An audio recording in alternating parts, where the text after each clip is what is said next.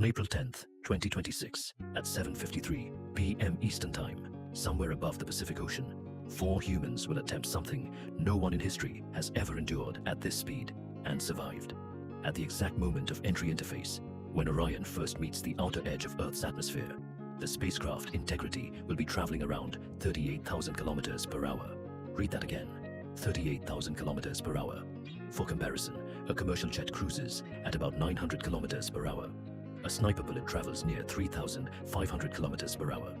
Orion will be moving at Mach 32, over 11 times faster than that bullet, making this the fastest crewed atmospheric re-entry ever attempted. Inside, 4 astronauts will be strapped in, breathing recycled air, fully aware that from this point forward, physics, not skill, determines the outcome, and there is almost nothing they can do to change it. When Orion strikes the atmosphere, the air ahead cannot move aside quickly enough. It compresses instantly, and compressed air heats up. At this velocity, that heating becomes extreme. Without protection, temperatures would reach roughly 5,000 degrees Celsius, twice as hot as molten magma. Hot enough to vaporize steel, hot enough to reduce the capsule and its crew to plasma in seconds. To observers on Earth, it will resemble a meteor streaking across the sky.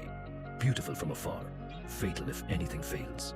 The only barrier between the crew and that heat is a 16.5-foot heat shield. It is not designed to resist heat permanently, but to burn away in a controlled manner. It survives by sacrificing itself. And now, 4 people are relying on it. Re-entry isn't just about heat, it's about precision.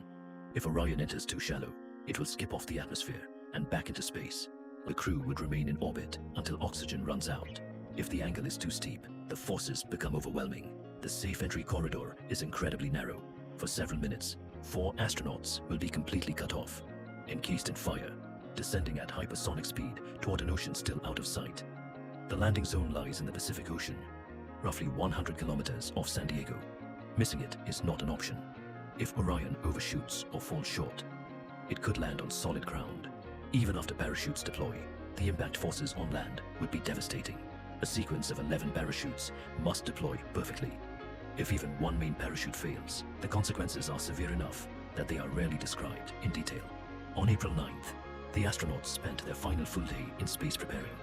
They reviewed procedures, communicated with flight control. They ate their last space meal. On April 10th, in the Pacific, the USS John B. Murtha is already in position. Helicopters are ready. Divers are standing by. Medical teams are prepared. Every piece of recovery infrastructure is waiting at a single point in the ocean for a capsule the size of a small room to fall from the sky at near meteor speeds and slow down just enough. Just enough. If humanity endures for billions of years, stories will be told about moments like this, about those who went first. 13 minutes. Silence. Fire. Parachutes. Ocean. And, if everything works, 4 voices on the radio saying they made it home.